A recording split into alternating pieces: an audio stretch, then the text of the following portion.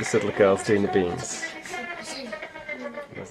I tucked up for the night, fully dressed and under all my blankets because it's absolutely freezing in the Andes and there's no heating.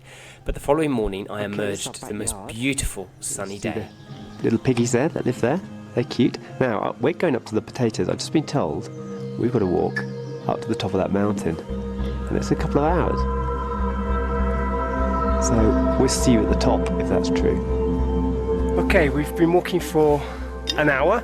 As far as I can see, vertically upwards into the Andes. But we're here, which is great. And here we are. We've come across a small-scale potato harvest, which these ladies are doing.